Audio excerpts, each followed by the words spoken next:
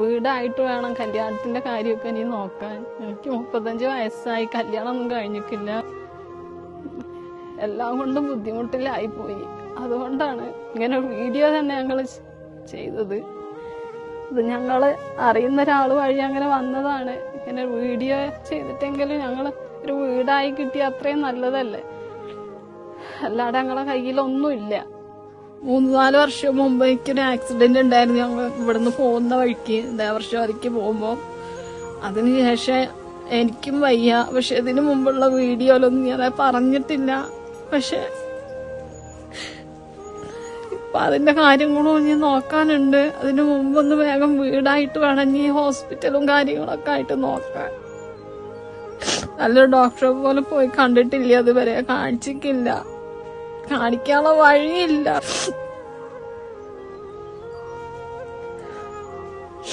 അക്കൗണ്ടെല്ലാം ബ്ലോക്കായി പോയതാണ് ഇപ്പോൾ രണ്ടാമത് ഞങ്ങൾ വീഡിയോ ചെയ്തത്. ഇനിയെങ്കിലും ഇത് കണ്ടിട്ടെങ്കിലും ആരെങ്കിലും ഞങ്ങളെ സഹായിക്കും.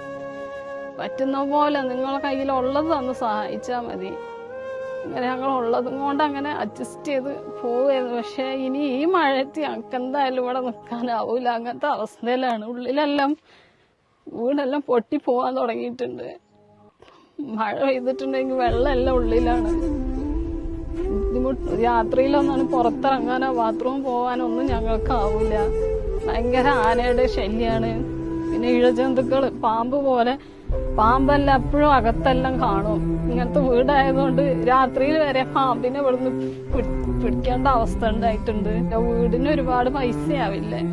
അപ്പൊ അതുകൊണ്ടാണ് ഇങ്ങനെ ഒരു വീഡിയോ പിന്നെ ചെയ്യേണ്ടി വന്നത്. ചെറിയൊരു വീട് മതി, ഒരു കുഞ്ഞു വീട്.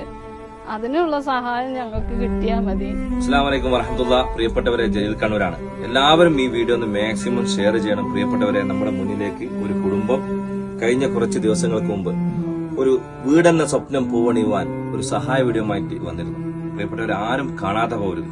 ഈ കുടുംബത്തിന് അത്രക്കും പ്രയാസം നിറഞ്ഞ, സങ്കടം നിറഞ്ഞ കാര്യങ്ങൾ നമ്മളോടൊക്കെ ഷെയർ ചെയ്തപ്പോൾ നിങ്ങൾ ലോകമെമ്പാടുമുള്ള പല ആൾക്കാരും പലവിധ സഹായങ്ങളൊക്കെ ചെയ്തിട്ടുണ്ടായിരുന്നു. പക്ഷെ ആ കുടുംബത്തിന്റെ അക്കൗണ്ടിൽ ആകെ വന്നത് 3 ലക്ഷം രൂപയാണ്.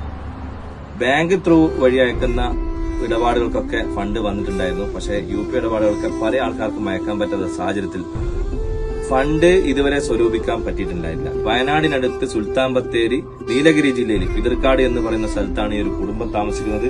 അസീനയും അസീനയുടെ ഉപ്പയും ഒരു ഉമ്മയും. ഈ ഉമ്മ പല വീടുകളിലും പോയിട്ട് ജോലിയൊക്കെ ചെയ്തിട്ടാണ് പ്രിയപ്പെട്ടവർ ഈ കുടുംബം പോരുന്നത്. അസീനക്ക് 35 വയസ്സായി, ഇതുവരെ കല്യാണമൊന്നും കഴിഞ്ഞില്ല.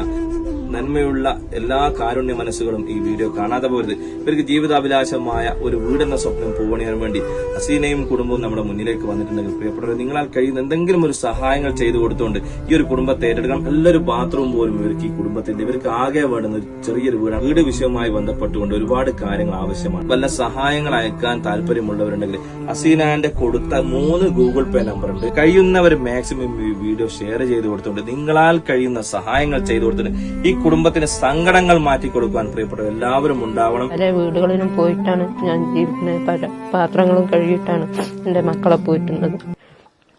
അതുകൊണ്ട് നിങ്ങൾ എന്തെങ്കിലും ഞങ്ങൾക്കൊരു സഹായം ചെയ്താൽ അത്രയും നല്ലതാണ്.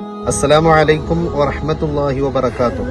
സ്വതക്കയെ സംബന്ധിച്ചൊക്കെ നബി സല്ലല്ലാഹു അലൈഹി വസല്ലമ ധാരാളം പറഞ്ഞിട്ടുണ്ട്. അസ്വദഖത്തു റദ്ദുൽ ബലായ എന്നാണ്. രോഗം ബാധിച്ചാൽ എത്രയാണ് നമ്മൾ ഹോസ്പിറ്റലിൽ പണമൊക്കെ കൊണ്ടുപോയി കൊടുക്കുന്നത്. അപ്പൊ ഇത്തരത്തിലുള്ള സഹായങ്ങൾ നമ്മൾ അർപ്പിക്കുമ്പോൾ അല്ലാഹു സുബ്ഹാനഹു തആല നമ്മുടെ വിപത്തുകളൊക്കെ നീക്കിത്തരും എന്നുള്ള പ്രതീക്ഷയാണ്. നബി സല്ലല്ലാഹു അലൈഹി വസല്ലമ സ്വാദിഖുൽ മസ്തൂഖാണല്ലോ. ജീവിതത്തിൽ ഒരു കളവ് പോലും പറയാത്ത വ്യക്തിത്വത്തിന്റെ ഉടമയാണ്. അപ്പോ അതെല്ലാം മുഖവിലക്കെടുത്തുകൊണ്ട് ഈ സഹോദരനെ നമുക്ക് സഹായിക്കാൻ വേണ്ടി കൈകോർക്കാം.